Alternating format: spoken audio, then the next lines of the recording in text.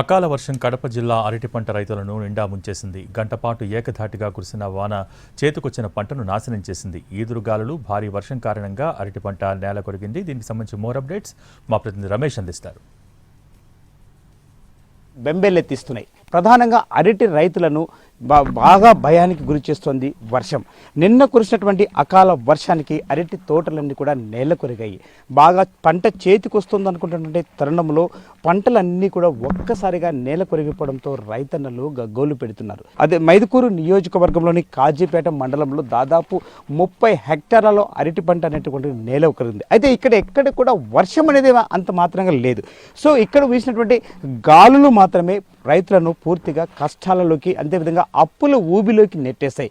మనం చూస్తున్నాం, ఏడాది పాటు పంటను సాగు చేసినటువంటి రైతన్నలకు మరి కొద్ది రోజుల్లో అంటే వారం లోపల ఈ యొక్క కాపునన్నింటినీ కూడా కోత దశకు వచ్చినటువంటి కాపును కటింగ్ దశకు వచ్చింది. దీన్ని కట్ చేయాలనుకుంటున్నటువంటి తరుణంలో ఒక్కసారిగా మనం చూడొచ్చు, ప్రతి గెల కూడా దాదాపు 10 నుంచి 20 కిలోల బరువు ఉన్నటువంటి గెలలన్నీ కూడా పూర్తిగా నేల కొరిగి నేల మట్టం అయిపోయినటువంటి పరిస్థితి మనం ఇక్కడ చూస్తూ వస్తూ, ఏ రైతు పొలంలో చూసినా ఇటువంటి పరిస్థితులే మనకు కనిపిస్తూ ఉంటాయి.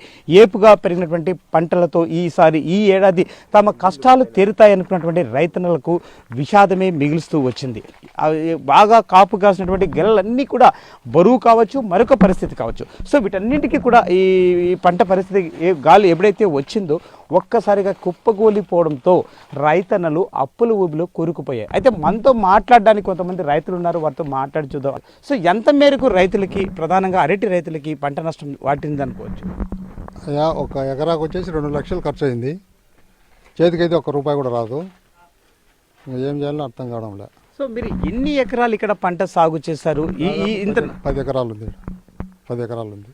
సో మనం చూడొచ్చు, అంటే బాగా పంట అనేటువంటిది కోత దశకు వచ్చింది. అంటే ఎందుకు దీన్ని మనం కోత కోయకుండా వదిలేసిన పరిస్థితి వచ్చింది? వారం తర్వాత వస్తుంది పాకానికి. వారం 10 రోజుల్లో పాకానికి వస్తుంది. కొట్టుకుపోయే వాళ్ళు వస్తారు. ఇప్పుడు పాకానికి రాలేదు. 1 గంటలోనే అంతా కొమ్మ ముంచేసాం. 1 గంటలోనే చూస్తే గుండె ఆగిపోయేంత పని అయిపోయింది. 1 గంటలోనే మారిపోయింది. అంతకాలం నాశనం చేసిపోయింది నా జీవితం. సో మీరు ఎకరాకు ఎంత ఖర్చు పెట్టారు? ఎన్ని ఎకరాల్లో ప్రధానంగా అరటిని సాగు చేశారు? 10 ఎకరాలు ఉంటుంది. అంత మొత్తం ఎకరాకు 2 లక్షల పైనే ఖర్చు అయింది. కౌలు భూములు, మళ్ళీ సొంతవి కూడా కాదు. డ్రిప్పుగా మొత్తం మనం చేతి నుంచి పెట్టినదే ఖర్చు అంతా. 1 రూపాయి తినింది లేదు, వచ్చింది లేదు. కనీసం 1 గెల కూడా కొట్టలే. గడ్డకు నాశనం అయిపోయింది తోటంతా.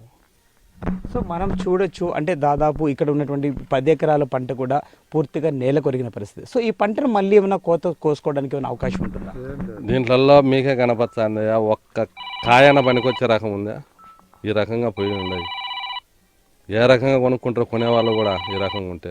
అంటే వర్షం లేకపోయినప్పుడు కూడా ఈదురు గాలులే తమ యొక్క పంట పొలాలను సర్వనాశనం చేశాయని వారి అభిప్రాయం వ్యక్తం చేస్తున్నారు.